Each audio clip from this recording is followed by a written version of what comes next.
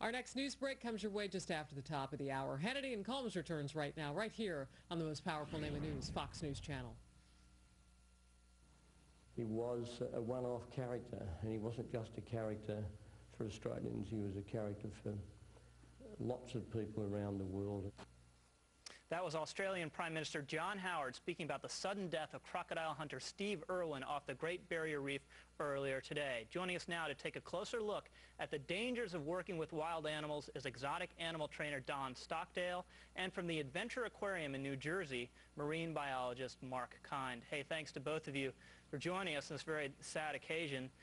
Dan, thank you. Let me ask you, because you obviously have experience being in close proximity with wild animals and the way Steve Irwin was.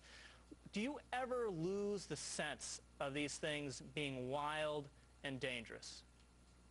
No, really, that's one of those things that you never lose the sense of. And you know, we were talking earlier, the other guests were mentioning about that sixth sense that's developed a lot of times. And what that comes down to really is developing an acute perception and an acute awareness of every little thing that's going on with that particular animal at every moment in time. It's something where you really have got to be totally focused during the time that you're with that animal. So Dan, does that make them to some extent predictable if you know how they work and what makes them tick? Well, I believe that lessens the risk. If you are familiar with the animal, it's an animal that you've worked with for several weeks or several months, and you have that established relationship with the animal, you've built a level of trust, then yes, that does diminish the risk. It's just when you begin getting into scenarios where Steve was having to operate with animals that he didn't have much familiarity with, that things become more risky. It's I kind of equate it in the animal business of, you know, walking along the edge of a cliff, and how close to the edge of that cliff do you want to walk, and that really determines how much flexibility you take with the animal, how well you perceive the animal, how the animal's acting at any particular moment in time. Hey, Mark, talk a little bit about this idea of the sixth sense that has come up again and again and talking about Steve Irwin and his work. Do some people just have an innate sense of how to work with wild animals and what makes them tick, or is it just a product of being around them a lot, or is it some of both?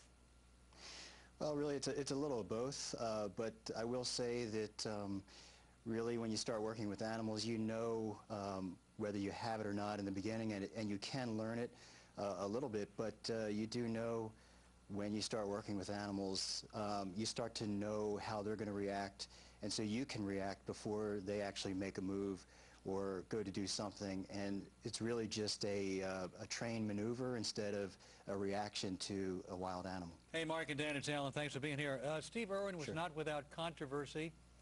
In Antarctica, doing a documentary in 2004, he had some controversy, apparently accused of getting too close to whales, penguins, and seals.